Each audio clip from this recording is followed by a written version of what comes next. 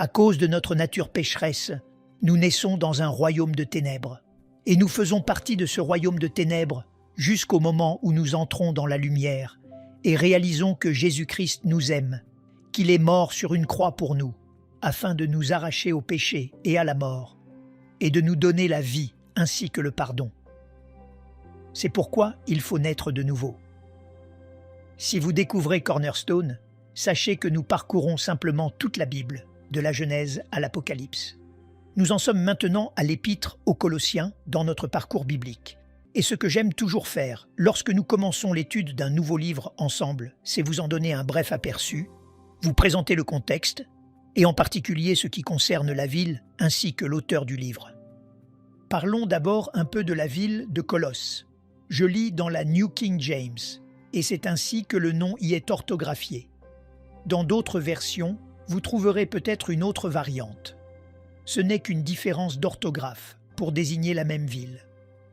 Colosse était une ancienne cité située dans l'actuelle Turquie, à environ 100 miles à l'est de l'ancienne ville d'Éphèse et à environ 350 miles au sud d'Istanbul. Elle se trouvait le long d'une importante route commerciale dans la vallée du Lycus, mais elle fut détruite par un tremblement de terre au 1er siècle après Jésus-Christ.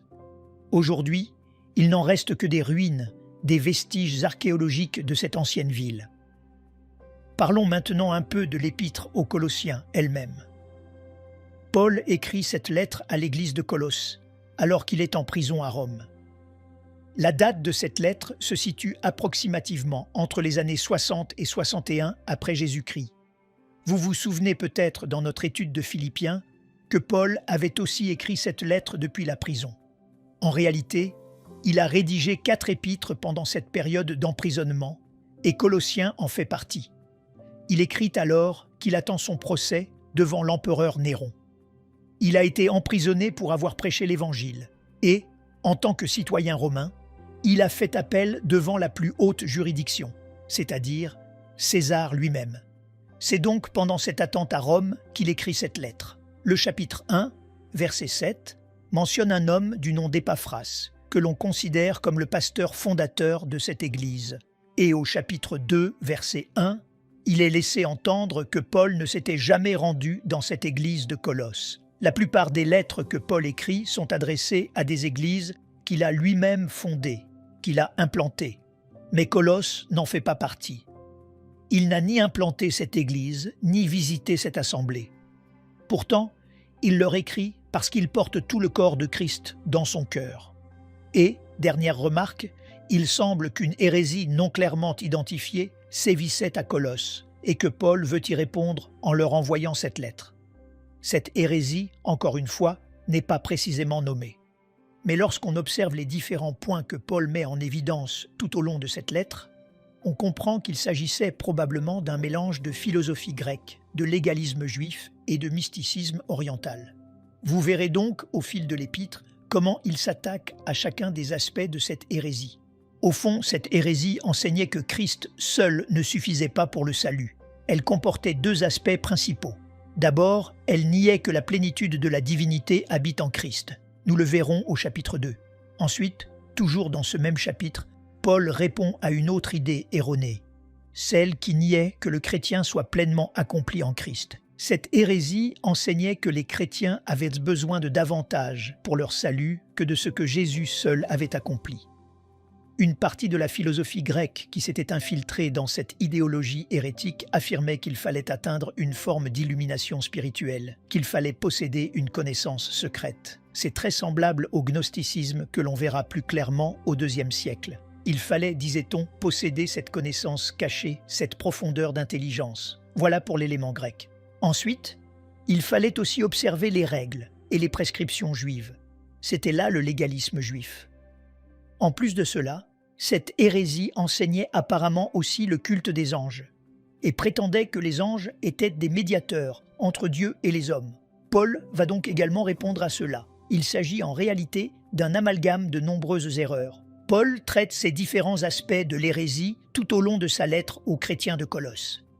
Et il veut concentrer leur attention sur 2 grandes vérités, la centralité de Christ et la suprématie de Christ. Voilà ce qu'il veut mettre devant leurs yeux. Et c'est un bon rappel pour toute Église aujourd'hui. Toute Église devrait être centrée sur la centralité de Christ et sur la suprématie de Christ. Je vais donc lire le chapitre 1. Je vais lire les 14 premiers versets, puis nous approfondirons une section de ce passage. Colossiens, chapitre 1, à partir du verset 1. Paul, apôtre de Jésus-Christ par la volonté de Dieu, et le frère Timothée, aux saints et fidèles frères en Christ qui sont à Colosse, que la grâce et la paix vous soient données de la part de Dieu notre Père. Nous rendons grâce à Dieu, le Père de notre Seigneur Jésus-Christ, et nous ne cessons de prier Dieu pour vous, ayant été informés de votre foi en Jésus-Christ et de votre charité pour tous les saints, à cause de l'espérance qui vous est réservée dans les cieux, et que la parole de la vérité, la parole de l'Évangile, vous a précédemment fait connaître. Il est au milieu de vous et dans le monde entier.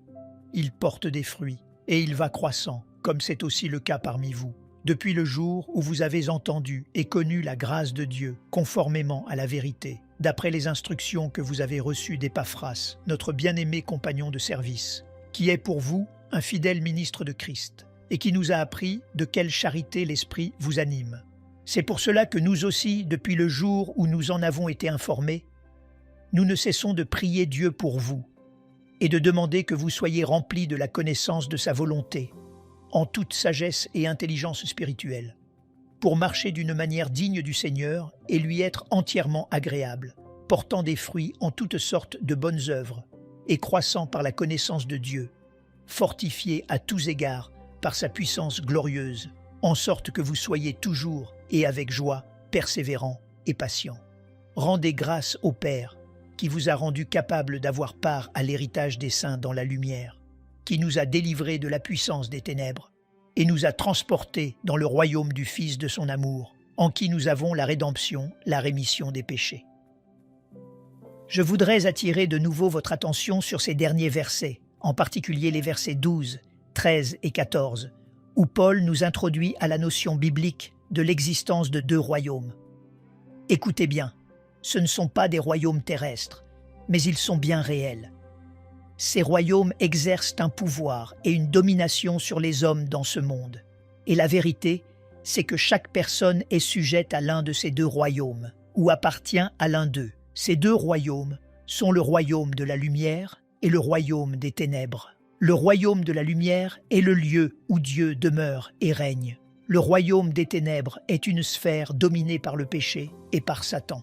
Dans la Bible, la lumière représente ce qui est juste, pur, saint, bon et vrai. Et les ténèbres, elles, représentent ce qui est mauvais, impur, corrompu, impie et mensonger. Et Paul nous dit ici, dans Colossiens chapitre 1, que lorsqu'une personne se soumet à la seigneurie de Jésus-Christ, Dieu la délivre de l'empire des ténèbres et la fait entrer dans le royaume de la lumière, le royaume du Fils qu'il aime, afin qu'elle puisse avoir part à l'héritage des saints.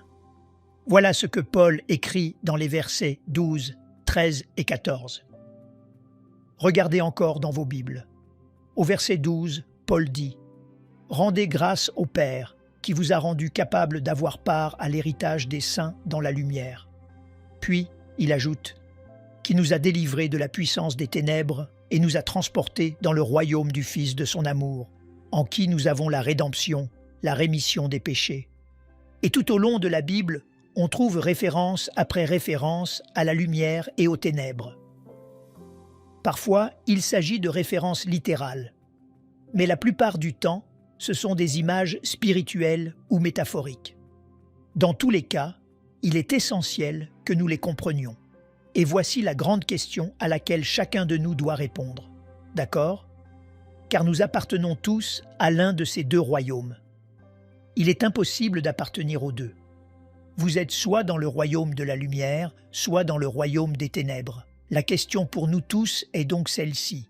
À quel royaume appartenez-vous ? À quel royaume appartenez-vous ? Et d'ici la fin de cette étude, ma prière est que nous puissions tous dire « J'appartiens au royaume de la lumière ». Mais je suis convaincu qu'il y a ici aujourd'hui des personnes qui font encore partie du royaume des ténèbres. Notre monde est rempli de ténèbres. Il est moralement corrompu, ruiné, plein de mal et d'iniquité.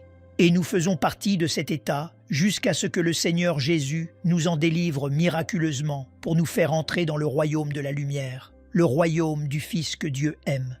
Nous devons donc répondre à cette question. À quel royaume appartenons-nous actuellement? Car Paul nous présente cela comme un choix et comme une occasion qui nous est offerte. Prions, puis approfondissons davantage ces versets. Père céleste, nous te remercions pour ce jour que tu nous as donné, même avec la pluie. Seigneur, nous te rendons gloire parce que tu nous as donné le souffle pour une nouvelle journée. Nous te prions, ô Dieu, d'être glorifié ici pendant que nous étudions ta parole ensemble. Enseigne-nous, reprends-nous, éclaire-nous, Seigneur. Accomplis ton œuvre bonne dans nos cœurs, par ton Saint-Esprit. Nous te remercions, Père. Nous te remercions de nous aimer. Nous te remercions d'être mort pour nous. Et nous sommes reconnaissants d'être ici dans ta maison aujourd'hui. Nous te prions au nom de Jésus. Et tout le monde dit Amen.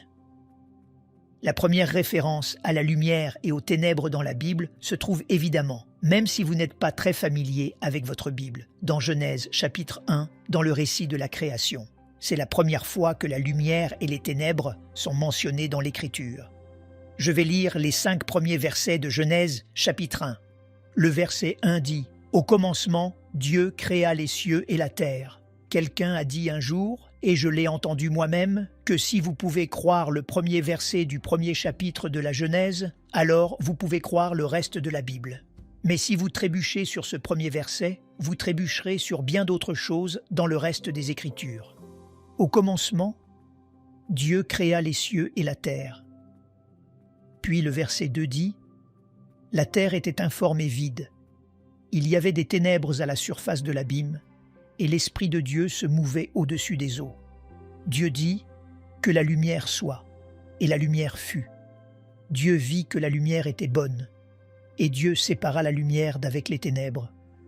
Dieu appela la lumière jour, et il appela les ténèbres nuit. Ainsi, il y eut un soir, et il y eut un matin. Ce fut le premier jour. Ici, il s'agit bien sûr d'une référence littérale à la lumière et aux ténèbres, et à la manière dont Dieu les a séparés. Il a appelé la lumière le jour et les ténèbres la nuit. Mais la Bible utilise cette réalité concrète de la création pour nous communiquer une réalité spirituelle, celle de la lumière et des ténèbres dans ces deux royaumes distincts. Par exemple, dans la deuxième épître aux Corinthiens, chapitre 4, verset 6, écoutez ce que Paul écrit. « Car Dieu, qui a dit, la lumière brillera du sein des ténèbres, a fait briller la lumière dans nos cœurs pour faire resplendir la connaissance de la gloire de Dieu sur la face de Christ. » Paul dit que le même Dieu qui a parlé et fait venir toutes choses à l'existence dans le récit de la Genèse est le même Dieu qui fait briller dans nos cœurs la lumière de sa gloire sur la face de Jésus-Christ. Il y a un autre exemple. Dans la première épître aux Thessaloniciens, Paul parle de la manière dont les disciples de Christ doivent vivre en cohérence avec l'exemple de Christ. Et là encore, il parle de lumière et de ténèbres. Au chapitre 5, versets 5 à 8. Écoutez, vous êtes tous des enfants de la lumière et des enfants du jour. Nous ne sommes point de la nuit ni des ténèbres. Ne dormons donc point comme les autres, mais veillons et soyons sobres. Car ceux qui dorment, dorment la nuit, et ceux qui s'enivrent, s'enivrent la nuit. Mais nous qui sommes du jour, soyons sobres, ayant revêtu la cuirasse de la foi et de la charité, et ayant pour casque l'espérance du salut. Ainsi, à de nombreuses reprises dans l'Écriture, la Bible parle de la lumière et des ténèbres, tant au sens littéral qu'au sens spirituel ou symbolique.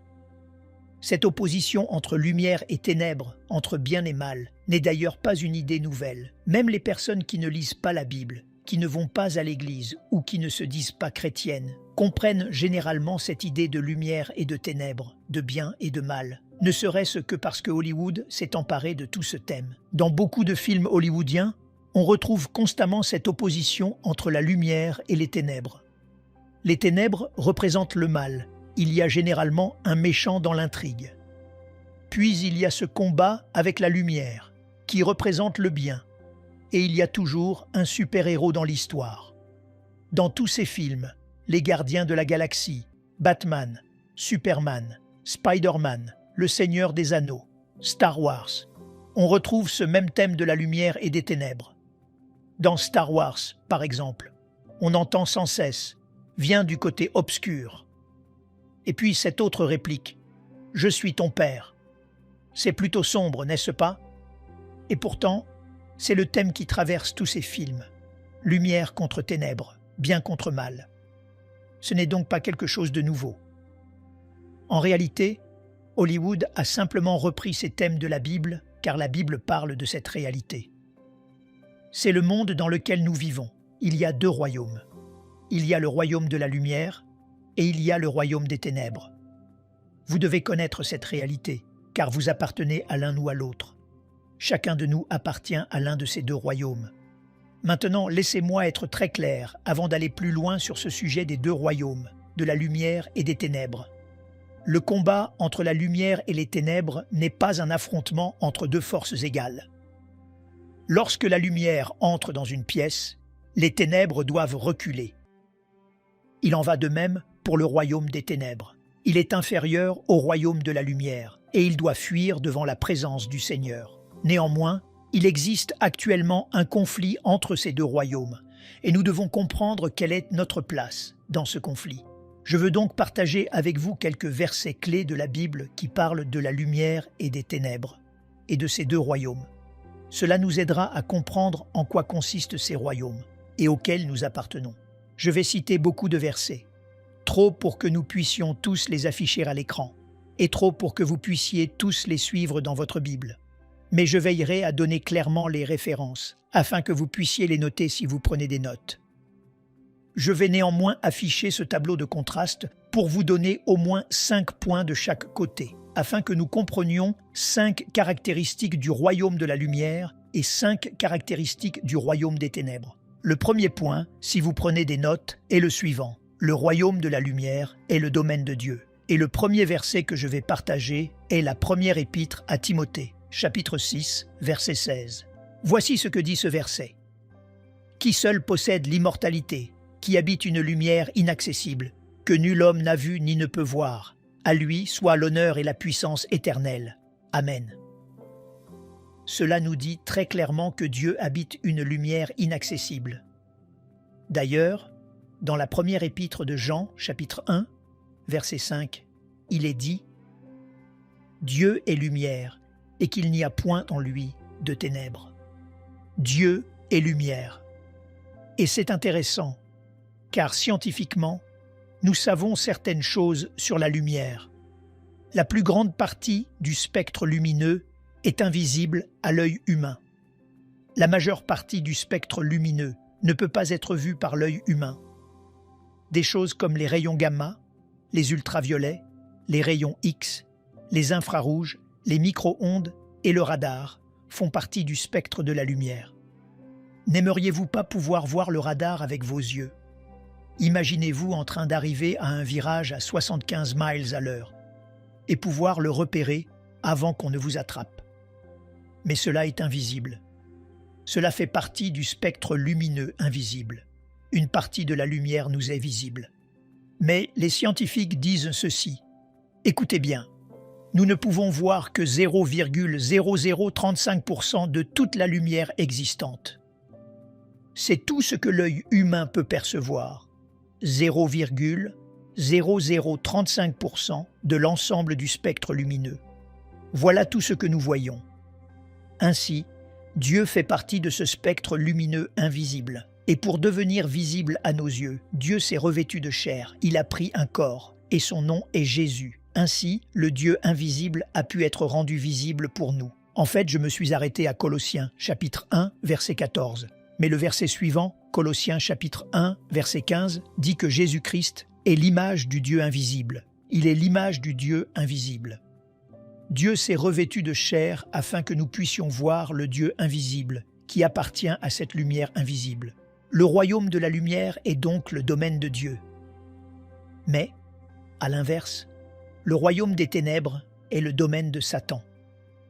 Éphésiens, chapitre 5, versets 11 et 12, dit « Et ne prenez point part aux œuvres infructueuses des ténèbres, mais plutôt condamnez-les, car il est honteux de dire ce qu'ils font en secret. » Vous voyez, c'est le domaine de Satan. Il aime garder le péché caché.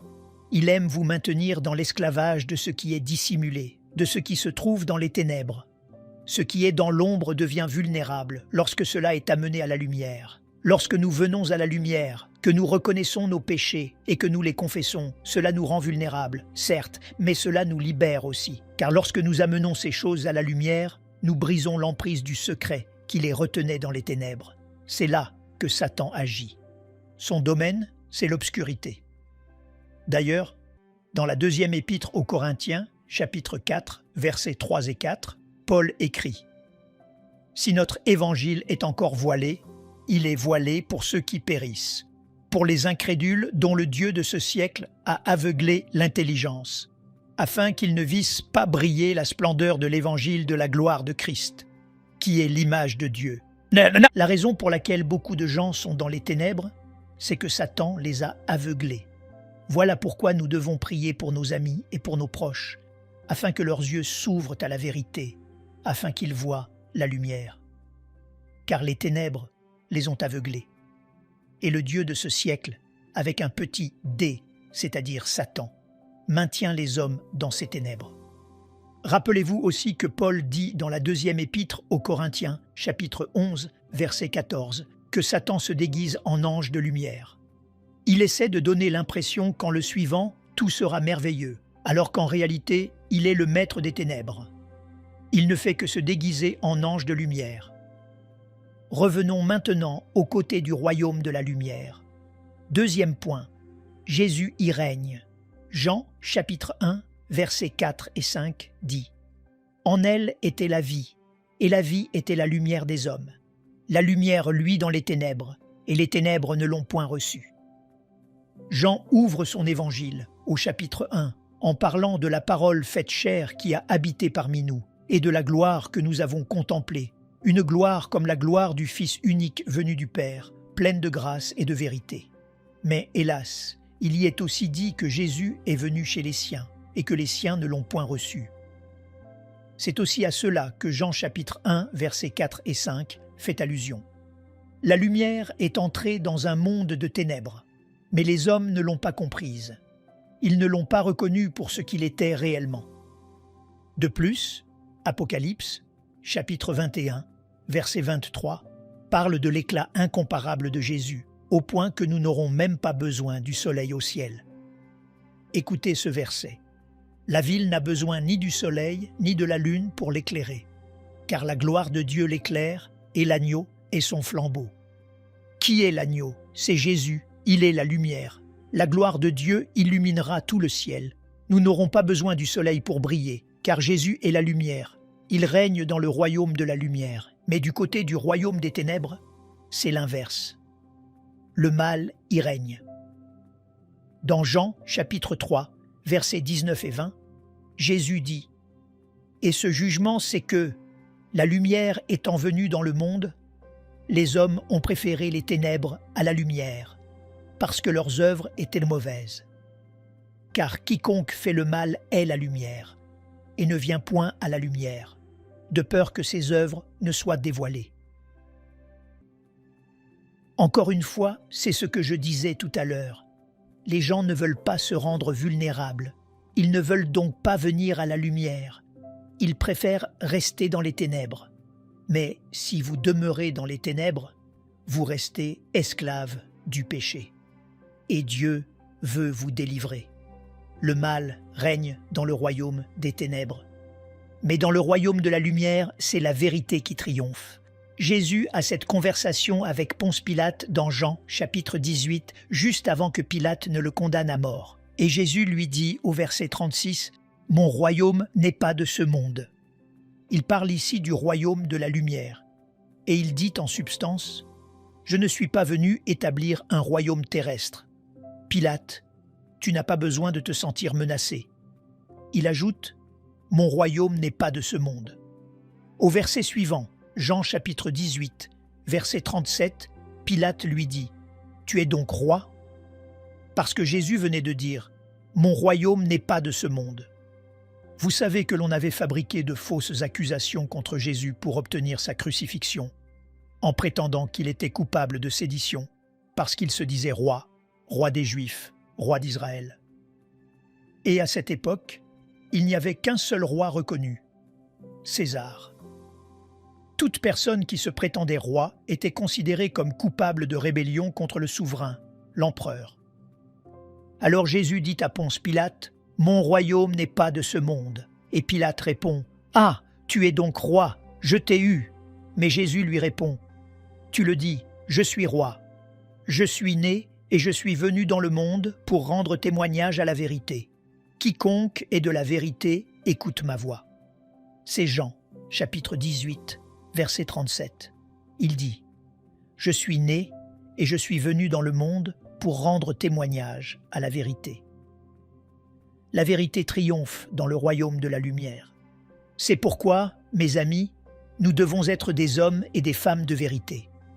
Nous ne pouvons pas faire de compromis, même au plus petit niveau.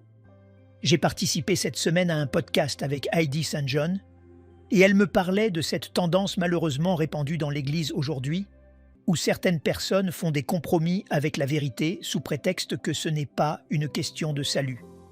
Par exemple, si quelqu'un veut être appelé par un autre pronom, certains disent « ce n'est pas une question de salut ». Alors allons-y, appelons cette personne comme elle le souhaite, même si cela ne correspond pas à son sexe biologique. Elle me demandait mon avis, et j'ai répondu ceci. Le problème, c'est que lorsque nous commençons à faire des compromis sur ce genre de petites vérités, nous déshonorons Jésus, parce que Jésus est l'incarnation même de la vérité. Lorsque Jésus dit « Je suis le chemin, la vérité et la vie. Nul ne vient au Père que par moi. » Alors si nous faisons des compromis en ne disant pas la vérité dans toutes les situations, qu'elles paraissent grandes ou petites, nous déshonorons le Seigneur, lui qui est la personnification même de la vérité. Chrétien, écoute-moi bien. Nous devons dire la vérité. Bien sûr, il y a une manière juste de la dire. Il n'est pas nécessaire d'être agressif. Il n'est pas nécessaire de paraître hautain, ultra-spirituel ou plein de jugement. Mais il faut malgré tout dire la vérité, car tout ce qui est en dessous de cela revient à s'aligner avec Satan, puisque Jésus a dit de lui qu'il est menteur et le père du mensonge. Et dès l'instant où vous laissez entrer le moindre mensonge, vous honorez Satan et vous déshonorez Jésus, car Jésus est la personnification de la vérité. Soyons des hommes et des femmes de vérité. Que chacun soit un témoin de la vérité. Du côté du royaume des ténèbres, qu'est-ce qui domine? La tromperie. Proverbe, chapitre 4, verset 19, dit « La voie des méchants est comme les ténèbres. Ils n'aperçoivent pas ce qui les fera tomber. Les méchants sont trompés. Ils ne savent même pas ce qui les fait trébucher. » Et dans la première épître de Jean, chapitre 1, verset 6, il est dit « Si nous disons que nous sommes en communion avec lui et que nous marchions dans les ténèbres, nous mentons et nous ne pratiquons pas la vérité. Autrement dit, nous sommes dans l'illusion. Si nous disons que nous sommes chrétiens, alors que nous vivons d'une manière qui correspond au royaume des ténèbres, nous nous trompons nous-mêmes.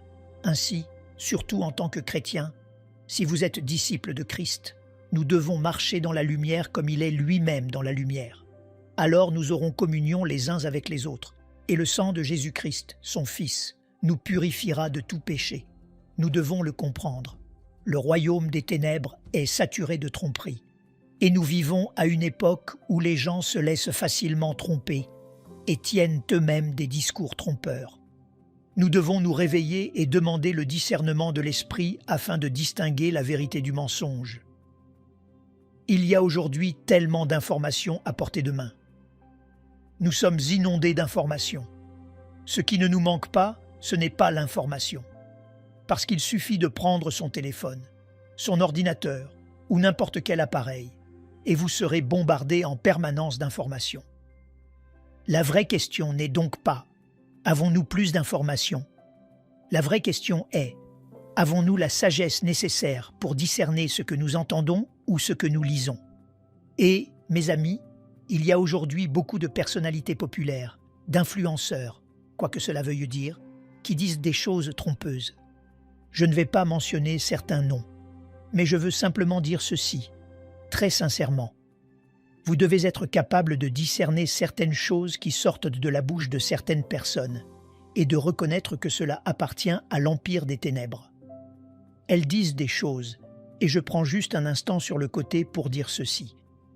Si vous n'avez pas assez de discernement pour entendre comment certaines personnes jettent les autres sous le bus avec toutes sortes de conjectures, de théories, de « je pense », de « je ressens », alors vous êtes tout autant trompé qu'elles. Vous devez vous réveiller face à certaines de ces choses.